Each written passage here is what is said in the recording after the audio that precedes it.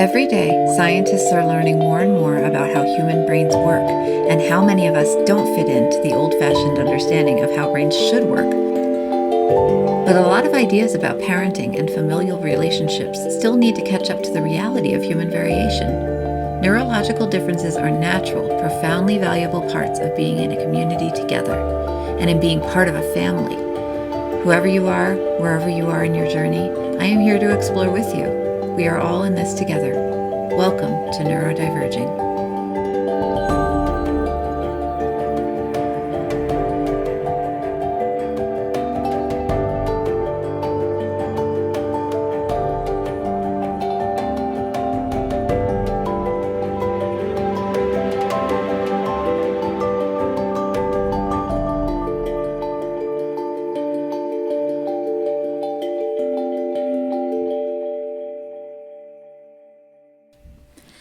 Hello, everyone, and welcome back to Neurodiverging. I'm so happy you're here with me today. If you're new here, I'm Danielle Sullivan, and I'm your host.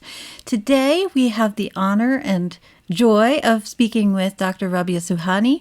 Dr. Rabia Subhani is a neuropsychologist and then went on to become a certified mindfulness teacher many times over. She's also the mother of an autistic child, and she focuses on teaching mindfulness to neurodiverse families. Rabia is the creator of Mindful Village, which is a secular 8 to 12 week program geared towards the parents and caregivers of neurodiverse children.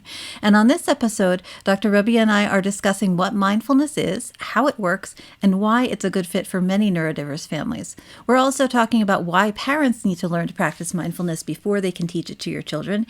And Rabia is offering many different examples of exercises that you can do at home with your family, which I just found fascinating and really insightful and useful. I also want to let you know that Rabia has offered you guys a free mindfulness activities workbook. So I'm putting the link to that in the description down below. And you can also come to neurodiverging.com and the sign up is there if you would like to download that activities workbook. I did, and I really enjoyed the exercises in there. And it's just a really good, awesome freebie. So check that out. Also, links about Rabia and Mindful Village are down in the description below. I'd love to thank my patrons for supporting this episode of Neurodiverging. Thank you to Zach, David, Teresa, Sarah, Anon, Outstronaut, and other Teresa. I appreciate you so much for supporting this episode and making this possible. Thank you to Rabia for being here today, and without further ado, enjoy. Hi, Rabia. How are you doing today? Welcome to Neurodiverging. I'm doing well, thank you. Thank you. I'm happy to be here. How are you doing? I'm doing great. Yeah, I'm having a good day. So I really appreciate you coming on the show. I'm very excited to talk with you. I guess we'll just dive right in. I know you started your career as a pediatric neuropsychologist specializing in autism, and now you're working on mindfulness with families, kind of trying to help their children with mindfulness. That's a huge shift, but one that makes sense. Like, it's interesting. But what originally got you interested in autism and autism research in the first place? Well, it's kind of interesting. I started working at a preschool it was Emory University's preschool, where they integrated autistic children with neurotypical children. And it was pretty much a kind of a hallmark program. This is in the late 90s, actually mid 90s. So this is a while before autism actually was more well-known, mainstream. And they were one of the first programs that were trying to integrate children that had autism with neurotypical children. And I loved that concept. So I volunteered there and started working there. And I was so fascinated with this population. I was just like, this is what I want to work with. Because at the time I was trying to get admission into a psychology graduate program. And so once I did get in, that was what I decided to specialize in. So I did I went back to Emory and did the therapy practicum, and I did another one at a psychoeducational school, elementary school. And then I thought, well, I really want to get into the brain structures and how that's affecting autism. So then I went the whole pediatric neuropsychology route. So I've been interested in autism since the mid 90s. And then in 2003, I had my own child and he had autism. I always tell everybody that at least I knew what to do. I had already trained in it. I knew how to work with him. And So that's how it got started in autism. Yeah, that's really interesting. And a lot of parents, when they find out their child is autistic and they get that back from the evaluation, there's this big kind of grieving process and fear of how to help them best. And maybe you already, having worked with other autistic kids, were you able to skip skip some of that, or?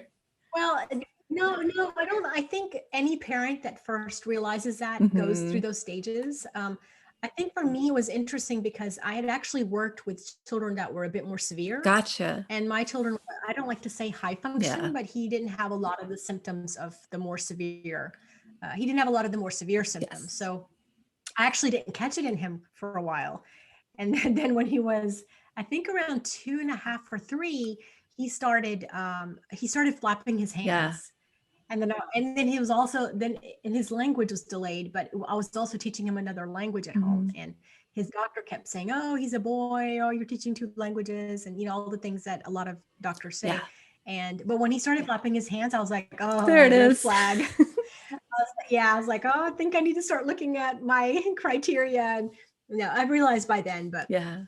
it was, yeah, I was, yeah, I think my reactions were probably tapered because I was already familiar with it and I knew what to expect a little bit and I knew what to do, which I Mhm. think a lot of parents struggle with. Well, what do I do next Yes. when I get the diagnosis? And say that a lot of that I didn't have those kind of fears because I knew exactly what I needed to do and I did it. Yeah. So in that, I tell people that like I feel like I was blessed because I already knew how to do some of the things that parents have challenges with. So Yeah. to look at it from a more positive perspective. Absolutely. Yeah. I think there is that huge, it's so hard to get the diagnosis or get the evaluation. And then you finally get it. It's like, okay, but now what do I do? So it's good that you were able to sort of Exactly. move forward from there. Yeah. Mhm.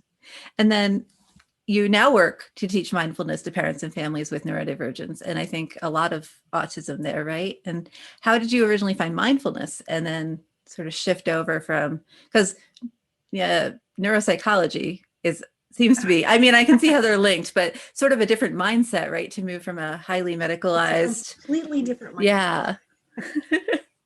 Yeah, I totally agree with you. I think it's a very different mindset because with with neuropsychology, you're very, I guess, it's not spiritual. Yes. I guess is the best way to say it. It's very not cut and dried, but it's you're going into the brain, you're figuring out how the behaviors connect, you're testing to see where those discrepancies show up, and so it's a very different thing. And when I was doing the neuropsychology, I was doing mostly testing, but I was doing some parent training for behavioral stuff as well. Hmm. And then what happened was, and this is a kind of an interesting story, but about 8 years ago, I went through many life changes. I Hmm. went through a divorce. We moved houses several times. My son hit puberty and he graduated from his elementary school, went to junior high for the first time. So we had a lot of changes in that time. And I had been teaching my son, and this is interesting too. I had been teaching my son mindfulness when he was younger. Hmm. When he was 4 or 5, I started teaching him mindfulness practices, and he did those pretty well. They really helped to ground him and keep him from getting overwhelmed. So I was glad those worked. But then when all these changes happened, everything he'd learned kind of went out the door. Oh, It's like he couldn't remember anything. He couldn't work with all the practices we'd learned. He wouldn't listen to me. We had a lot of screaming going on. And I felt really bad because I was like, well, I'm the professional. I should know what I'm doing. And mm. I can't even treat my own child. And so finally, I decided that if I couldn't change his behavior, then maybe I needed to change mine Hmm. and how I reacted to his behavior. So I kind of went on my own personal journey. It was a very profoundly spiritual journey. I did lots of different spiritual retreats. I did basically immersed myself in mindfulness and self-compassion, which I Yes. had been lacking. I had not realized it. Hmm. And once I got into this, it had such a profound impact on me and my relationship with my son. Yeah.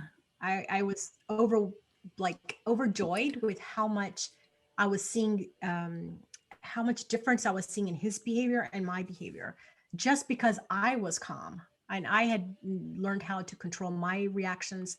I was responding instead of reacting. I was had a higher threshold for when I would get upset. Mm-hmm. And all of these changes, plus the self-compassion, really changed our relationship. And it made such a huge difference that I was like, oh my gosh, I need to go teach this to other people. Yeah. I need to teach this to other families that have neurodiverse children, because it's out there and nobody knows about it. Mm-hmm. I mean, mindfulness is now much better known than it was 10 years ago, but it's still not really Yeah. mainstream. It's not like something that's, like if you get a diagnosis for your child, your chances are your diagnostician is not going to tell you, oh, you should try Yeah. mindfulness, right? They're going to say behavior therapy Mm-hmm. or OT or speech or something, one of the more mainstream therapies. But chances are not they're going to say, oh, you should try mindfulness, Yeah. because you need help too, because the parents need as much help as the Mm-hmm. kids. And we tend to, as parents of neurodiverse children, we tend to forget Yeah. that. The children have to come first. They have more needs. They have more, I mean, they're vulnerable. Yes. They need our help, and we don't think about ourselves. And we need to, because it's, the whole oxygen mask Yes. analogy I love to use when I'm teaching parents. And like, if you don't recharge your own batteries, you're not going to be able to help your Yeah. child. And so I was just so passionate about this that I was like, oh my gosh, I need to do this. So I went and back and retrained Yeah. in a lot of evidence-based, because, coming back from that science background, I did a lot of evidence-based mindfulness programs. And I loved the ones that I did. I did like 4 or 5 different ones, but there wasn't any one program that met all of my needs, Mm-hmm. because I was trying to retrain in one and then teach it, Yeah. but there was always something missing. And so I started thinking about 2 years ago. I was like, maybe I should just make my Yeah. own. So I did. That's what so I've made my own program. It's called Mindful Village, and it has um, mindfulness, self-compassion, positive psychology, because I think we need more than just to be present. We need to be hopeful Mm-hmm. and optimistic about the future. And I think that's so missing also in neurodiverse families. Yeah. And then neuroscience, because I do use research to back up what I'm saying. It's not just me pulling stuff out of the hat saying, oh, try this and try that. Yeah. It's like, no, there is lots of research now. There's been research going on for years, but there, at least 10, 20 years worth of research now that's available to show the benefits of different mindfulness I was practices. going to And say, so yeah. those are the ones. Mindfulness and positive psychology are the ones I'm most familiar with. And I know that they are both, I think people come at them and maybe they hear especially mindfulness and think it's a little woo-woo or out there. But there's a ton of evidence that it can do wonders. And yeah, so I hope people will hear that when that was one of my hopes for today, talking to you, was we can get that out there a I little know. bit. So Thank you. No, and also just wanted to point out real quickly that a lot of the concerns people have around mindfulness is that they think it's cannot be taught in a secular manner, and it absolutely can. yes. I mean, it comes from a lot of the wisdom traditions like Buddhism and stuff, but it can absolutely be taught and learned in a secular manner. So that should not be something that holds people back. Yes, I agree. I am a secular humanist, which is a form of agnosticism, and I can do mindfulness. So if that helps any listeners out there, yeah, you can absolutely, and you can also use it within the wisdom tradition if that calls to you, right? Yes. But yeah, you can separate it out. Exactly. So yeah, do what works for you. That's my motto. Just do what works for you and what you're being kind to yourself. yes. And that self-compassion aspect you were talking about, that really speaks to me. Your whole story is very powerful, but that particular is a piece that I feel was missing for me in the first couple of years when I had my kids very close together. And then they were autistic and ADHD respectively. And so there was a lot of big emotions in those young years when people weren't regulating as well. And I wasn't regulating that well either. And I feel like the self-compassion piece and the mindfulness pieces really did help me move. I didn't have what you had in terms of the stress levels and everything that happened at once, it sounds like, in your life. But, it was still, for me, a highly stressful situation. And those aspects helped me so much. And I think it's so fantastic that you were able to take your background and your sort of higher education and refocus and use all of your skills to create this program. It just sounds really exciting and and really needed. Thank you. I hope so. My goal is just like, and I have several free resources as well on my site for because I know that, not everybody's going to be able to invest in a program right now.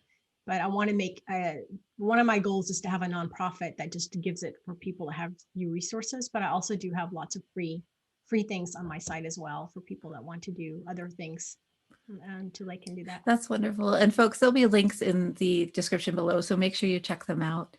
And I just realized sort of partway through this conversation that we didn't actually define mindfulness for anybody, as I'm just resting on the fact that maybe people know what it is. Is there like a short description of what mindfulness is that we could offer to folks? Sure. Yeah, I'll be happy to say. So mindfulness is bringing your attention to the present moment with a loving, non-judgmental awareness.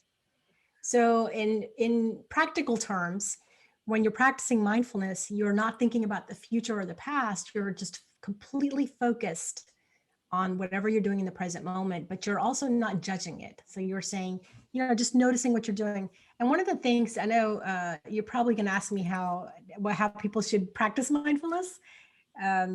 And one of the things that I tell people constantly is that one of the easiest things you can do if you're not into the sitting meditation or, any of the mindful movements, if you want to just do something simple, then bring your attention to whatever activity you're doing and make it a daily habit with something that, like a daily chore or like brushing your teeth. And how you would do that is that as you were brushing your teeth, you would watch the water coming out of the faucet, notice as it hits the sink, notice the color of your toothpaste and your toothbrush, and you watch yourself putting the toothpaste on, then taste it as it comes in, and close your eyes and let the flavor of the toothpaste kind of blow up in your mouth. And it's the little things. You're not thinking about the past, you're not thinking about your to-do list, you're not thinking about oh my gosh, I've got to now run and go get breakfast or whatever. You're just completely focused on your task. And when you immerse yourself in that moment, your whole mind, body, and soul, everything is in that one perfect moment. And you have no worries, you have no cares. You're just full of it's almost like a joy. Mm-hmm. And it's profound, because if you can start using that quality and start expanding it in different activities, then you'll notice how much your day is somehow better, and it's more flavorful, and it's happier, and it just has a huge impact on your way of thinking and looking at things, and your overall just mindset changes. It becomes more positive as you continue to live more and more in the present. Now, there's some things you can't, obviously when you're driving, you probably need to be looking alert and looking around. Don't focus on your steering wheel and notice it go, so there are things where you need to use some common sense and say, well, this is probably not the best time to be doing that. But there are so many things during the day: washing dishes, vacuuming, if you're doing chores, if you're doing work, if you're eating. This is my favorite one, and this is one. So I'm gonna give your listeners like a packet of like mindful activities that they can do. It's going to be just a freebie, and they can download it from my site. But I like to give people a little chart they can check off, and little activities they can do to just start getting used to practicing mindfulness. And eating and drinking is the best. My favorite one is my first cup of tea in the morning. Yeah. I mean, I linger over that.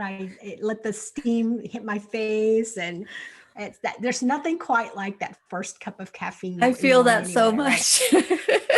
I'm like, I'm a food motivated person. I'm not ashamed to admit it. And that first cup of, I'm a coffee person, but that first cup of coffee, I just am all in. Like 100% of my attention is on that cup of coffee. Yeah. It's really, I don't think there are things I would like to improve about my practice of mindfulness, but I think I'm much more, it's something that I really try to implement when I can. And it's one of my go-to habits for calming myself down, for deciding, am I actually feeling a way, or am I just having a reaction to something else that's, happened, especially with small children, that mindfulness has really helped me separate out, okay, what am I feeling versus what are they feeling? And are they like, do I need to get upset about that? So yeah, it's been really one of the reasons I was so happy you agreed to come on the show is I feel I'm not in any way an expert on mindfulness whatsoever, but it's made such a difference in my life that I really wanted to talk to somebody who actually knew what they were doing and, kind of get these resources to people. So it's so fantastic. Yeah. No, that's great. And you don't have to know it to be practicing. Absolutely. Kudos to you. Well, thank Doing you. wonderful. Yeah. And be kind to yourself. Yes. That's a huge piece of it, right? Is the lack of judgment, which is so hard. It's so hard to do, I think, for so many people. Yeah. So. Yeah, that was actually one of the first pieces that brought me into the whole immersion thing. Because as I got into it, I was like, oh, I'm not really practicing self-compassion. I'm it's much easier to do it for other people than it is to do it for yourself. And one of the things that I do teach people when I'm telling them about self-compassion is to think about how you would react if what you're doing would be your best friend doing it. Yeah. What kind of words would you have for your best friend? So the little exercise is called to treat yourself as your best friend would treat you. But just to, if you start thinking about how if you're being hard on yourself for some reason and you think, well, if your best friend or one of your friends had that happen to them, what would be your words to them? Yeah. It would probably be something kind and comforting. But if something happens to you, your words to yourself are so much harsher. Absolutely.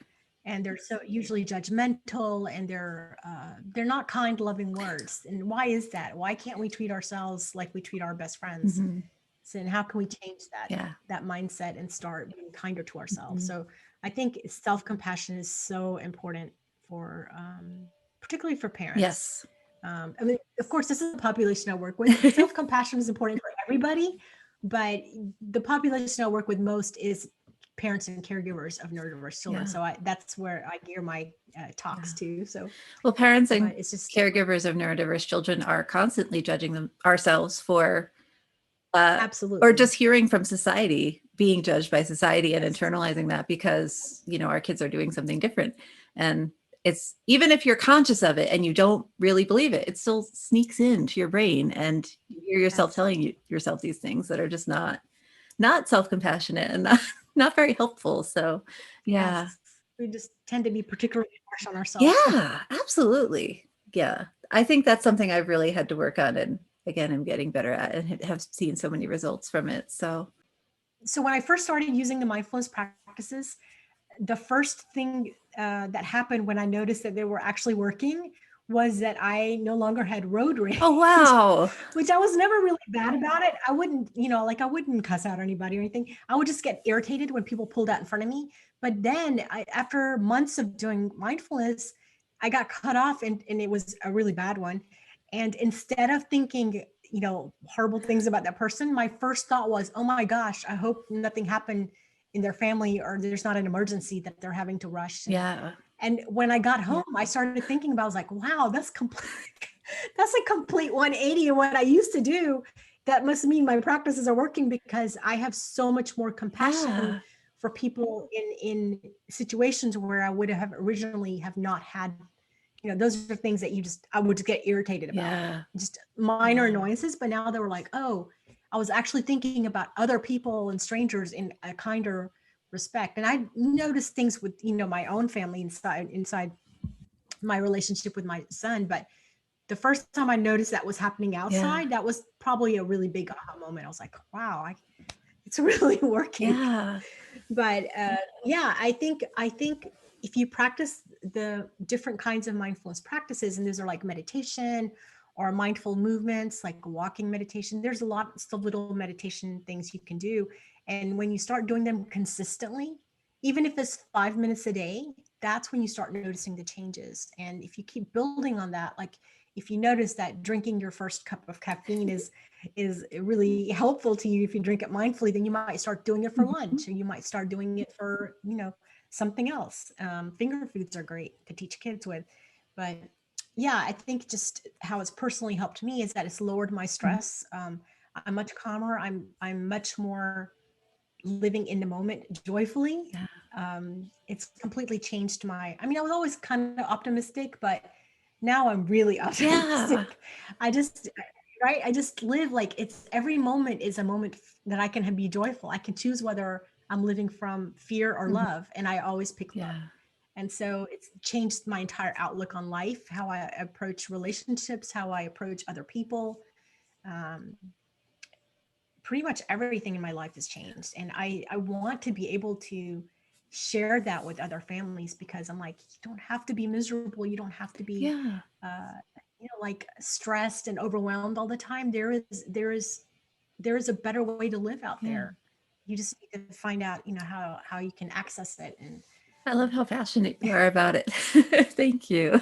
I'm just so passionate. And that's why, pediatric neuropsychology is a really great field, Absolutely. but it was not fulfilling to me. It wasn't soulfully fulfilling to Hmm. me. This calls to me. This is my passion. This is my something. When I talk about, I just light up because it feels so authentic. Mm. And the my training that I did previously, I loved it. I enjoyed it. I really liked testing.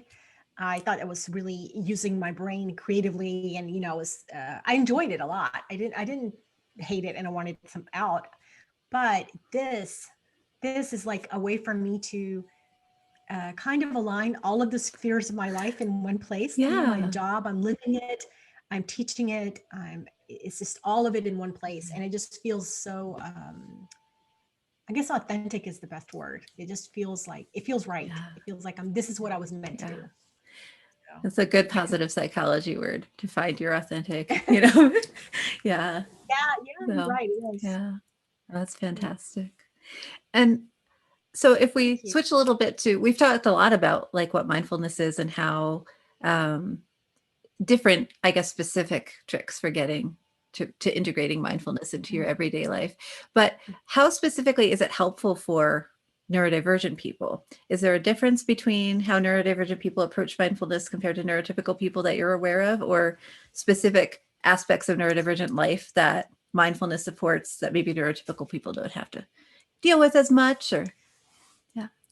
So one of the reasons why I wanted to focus on parents and caregivers was because I know that the practices work, because I taught them even before I taught it for myself. And this was actually, I didn't say this, but in my big epiphany when I went on my own journey, I realized that the reason why the mindfulness practices were no longer working for my son were because I never did them for myself. Oh, how I interesting. taught him. Yeah. I taught him because I thought he needed it, not me. Mhm. And I was so wrong, because if you are not authentically living what you're teaching, especially when it comes to mindfulness, and you're not modeling it, and you're not showing it, you're not actually showing what to do when you get overwhelmed, when you get stressed. And if you teach it from a young age and you model it for your kids, they're going to pick up on it. And specifically for kids that have these challenges, they get overwhelmed. Their environment feels like it's out of their control.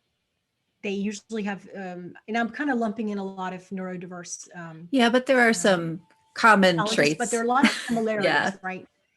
Most of these kids like routine. They deal better with routines. They don't like changes or sudden surprises. And the way mindfulness helps with these is that it helps them focus on a specific moment. They're not getting. They can bring themselves back to where they are by focusing on their breathing. They can do it through mindfulness of the body, where you, like, if you're sitting, you can just feel the sensation of where your foot is resting on the floor, and that gives you something to focus on. So these are practices that help kids, and adults, anybody that gets overwhelmed. They feel like there's too much sensory input, or there's so much going on in their environment, they can't deal with it, and it brings them back to where they are. Mm. And they can focus on their breathing, they can focus on their bodily sensations, they can do little techniques of mindfulness that help them, I guess, get out of that overwhelm. Yes. I think that's one of the biggest things. A lot of people that have these challenges are overwhelmed, and easily overwhelmed. Mhm. Like, you go into a crowd, it's too much noise or light. There's so many things that can just sensory input that can just overwhelm a person that has some kind of challenge. And so what do you do during those times? You're trying to, like, trying to think about all your cognitive behavioral Yeah. stuff, or it's easier to just come back to your breath. Mhm. Your breath is always there. You don't have to think of anything. You don't have to remind yourself of a specific technique. Mhm. You just say, you know what, I'm just going to focus on my breathing, or I'm just going to focus on where my hand is resting on my leg. Um, for self-regulation, emotional self-regulation. If you get used to learning how to be mindful of your emotions and feelings, then when you do get overwhelmed, you remember those practices to come Yeah. back. It's already Come back right to there. help you. Yes, calm down. And the key is to practice all this stuff before you need it. And so if you do it and you teach your children and you're doing it too, you're showing your child what happens when mommy or daddy gets upset, right? You're modeling the behavior of how you respond to anger and not react.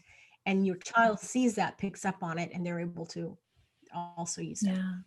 So in particular, I think the overwhelm with sensory things, all those kind of things are what I think really helps with mindfulness. And you know, like I said, I used it with my son. I actually also taught it to some families. My biggest mistake was never learning it for myself. And so that's where I was like, oh no, I need to teach the parents almost first before I teach the kids. So I'm actually going to be developing a child-centered program later in the year, but for now I wanted to teach the parents first, because the parents and caregivers really need to learn it, because if they're not practicing it, then it's not going to be as helpful for their kids. It almost doesn't matter, because like you said, if you don't model something for your child, I don't know, I just feel like the child is like, well, that's not a real thing then, because you're not doing it. It's like when the rules are different for the parent and the child, you know. Exactly. Yeah. And I think with mindfulness, it's easier to follow rules that are more concrete. But if it's for something like mindfulness, and I don't know why it didn't occur to me when I was teaching my son that I needed to do it too. But I was just thinking, oh, is this going to help him? Because he gets overwhelmed. I don't get overwhelmed. But that was denial. I think it was denial, but it was, I was like, I'm an adult, I can handle it. But again, that when you're drowning in something, you don't see it all the time. That's where the self-compassion piece comes in, because you don't have time for yourself. No, my child needs me. That's more important. I got to put my child first. And no, if you don't put on that mask, you're not any good for your child. Everything just was, I always like, because the parent, if the parent isn't in a healthy mindset or in a happy mindset, what are you going to give to your child? Like, if there's nothing to give them because you've emptied yourself out. So it's, for me, always important it was a big challenge for me when they were younger to put myself first. And now I'm much better at it, but it's still, it feels like a radical notion, like a going against society notion, just to put yourself first as a parent, especially as a mom or a woman parent, to say, no, I'm going to be first. And that's so that I can serve my family better out of my fullness and my, kind of richness as a person. But there's so much social pressure to be the empty mom, the mom who is, it's normalized to be this constantly drowning, constantly frustrated, constantly juggling, 20 things kind of person. And I really think there's a lot of space to move away from that. Like, sometimes you're going to have those moments, obviously, but for an everyday status quo, I feel like that's just not how it should be.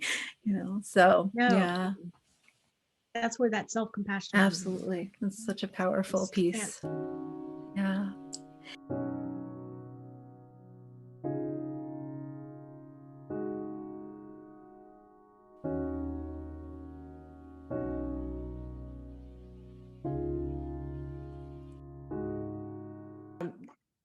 Right.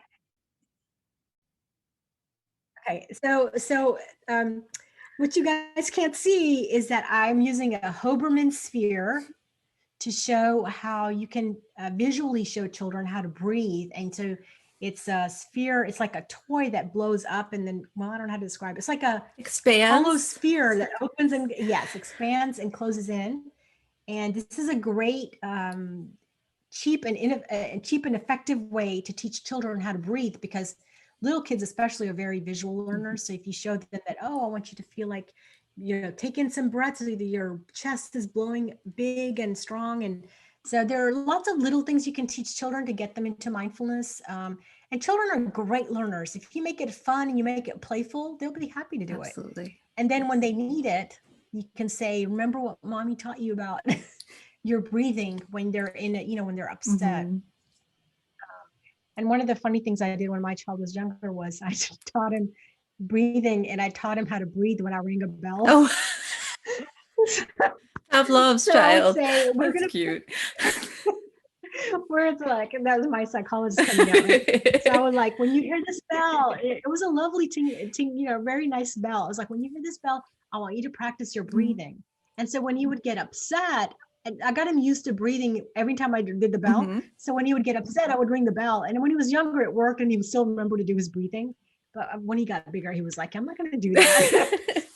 But it was great for teaching him when he was little, because I was like, anytime you hear the bell, I want you to start doing your breathing exercises. So when he would get upset, I'd be like, ring the bell. Yeah. Let's breathe in and out. Because when children are in the middle of a meltdown, they are not really thinking clearly. It's a great kind of shortcut to just say, hey, I noticed this about you. And because I get in spaces where I can't hear anyone, like I can hear you, but I can't interpret anything anybody is saying to me because I'm that overwhelmed. And a bell is a great kind of shortcut way. I mean, we have like hand signals and stuff in my house now as adults, but great shortcut ways to say, I am noticing that you were doing this, you were having this problem, whatever. And, this is my effort to make you notice that. And then also to show a child the association between, I think sometimes little kids get upset or overwhelmed and they don't realize that they're overwhelmed. And even adults, right? Yeah. That you're overwhelmed and somebody has to be like, hey, I notice you're overwhelmed. And then you're like, oh, you're right. But the bell is a really nice way to be like, notice where you are. That's overwhelm. That's what that is. Yes. So yeah. I would say we both need to do our breathing because we're both getting upset. I would ring the bell and we both do the breathing.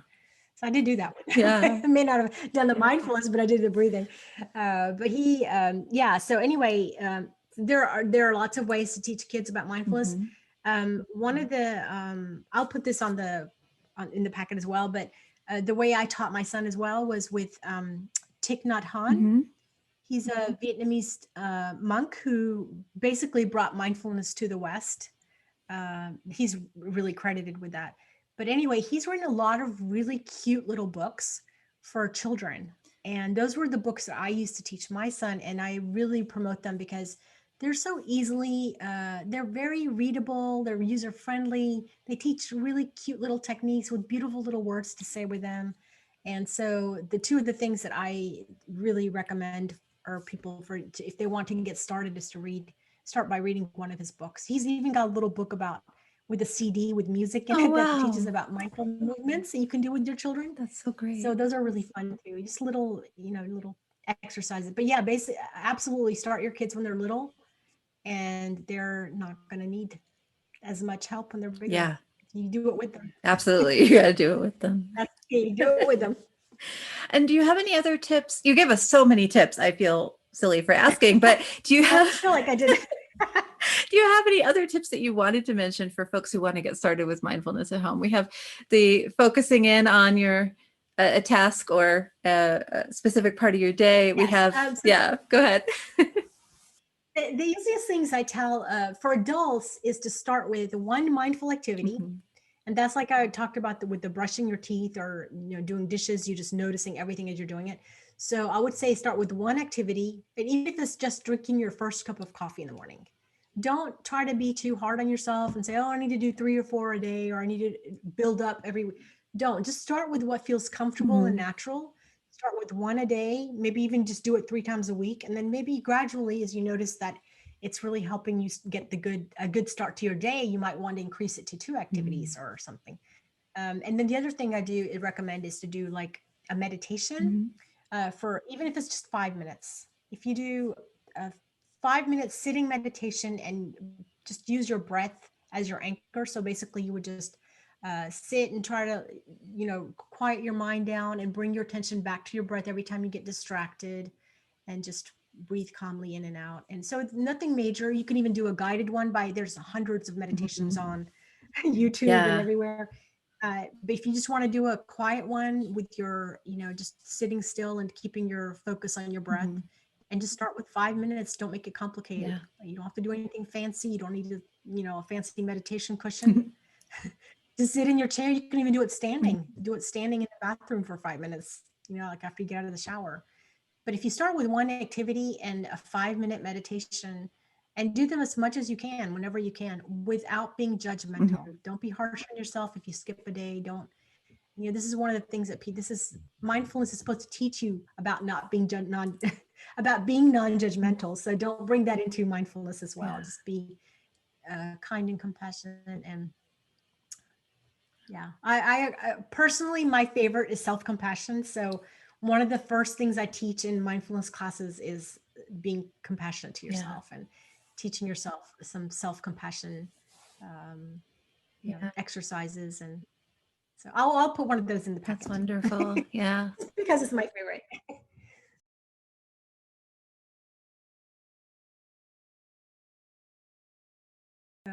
No, the self-compassion is, I think I said, just such an important piece to me overall for especially neurodivergent people, just because, especially those of us who weren't diagnosed until very late, like I was, there's so much self-judgment that has gone into your life before. And the best way to turn that around is to start noticing what you're judging yourself for, especially if you're judging yourself by neurotypical standards that don't apply to you anymore, because now you're not a neurotypical person. So it can be really valued just to pay attention to those and notice those and do some of that self-compassion work. So yeah. That's really my I think that's my favorite part of, well, in positive psychology. Yeah. I mean, I love all of them. There's so many fantastic avenues. Yeah. But the fact that you offer yourself some kindness and that you're living from a place of joy, I think those two components are so important with any neurodiverse population. It's having that hope and optimism and not just getting by, but getting by and succeeding and being happy and having a joyful life. Those things to me are so important. Yeah. I really want to, get that message out that there's lots of free information on the internet. You don't have to buy anybody's program. I have lots of free resources on my site. I have a free Facebook group. There's lots of resources available if you know where to look. It's just, just making that effort to, well, first of all, it's having the knowledge that these things are helpful. Yes. Because there's not a lot of research in particular with neurodiverse populations with mindfulness. And it was hard for me to get training in anything because I had actually ended up going to Amsterdam because there was a lady there, a professor, who actually created a program for teaching families that had children with ADHD about mindfulness. And so I went there to train for that program because I was like, there's nothing here. The US was lagging behind. Yes. This is only 2 years ago. So even 2 years ago, it was hard to find anything here. So it's just knowing that that is helpful. If you can go find it anywhere. The information's out there. Yeah.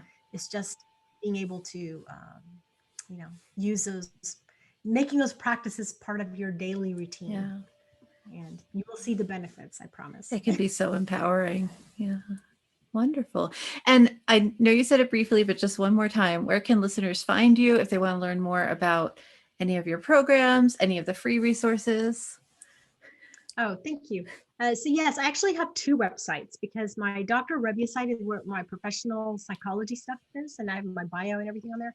And then I made another site just for the program, and that's called mindful-living-llc.com. And that's where, but you can link to either one from both sites, so it doesn't matter. Okay. But the program is hosted on mindfulliving.com, mindfulliving/llc.com. And I do actually have a free quiz on there if you can take to see how mindful you parent. Ooh. And there are a couple of, there's a free mini course on mindful parenting and a free masterclass on 5 ways to self-care while taking care of your neurodiverse child. So there's a couple of freebies on there if you want to test it out. Awesome. It bumps into everything we talked about today too. It's perfect. Oh, great. Well, thank you so much. I really appreciate you coming on the show today.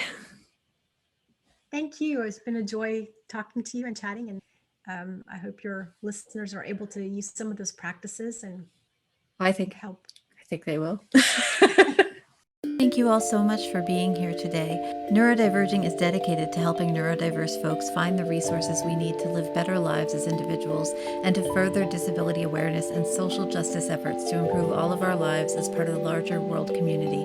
If you're interested in learning more, please click the subscribe button to make sure you're notified when there's a new episode. Take a look around the website at neurodiverging.com. We have episode transcripts, blog posts, more podcasts for you. If you are looking for something specific or have a question, send me an email at neurodiverging.podcast@gmail.com. And please check us out on Patreon to to support this podcast and this blog, patreon.com/neurodiverging. Have a wonderful week. Be kind to each other. And please remember, we are all in this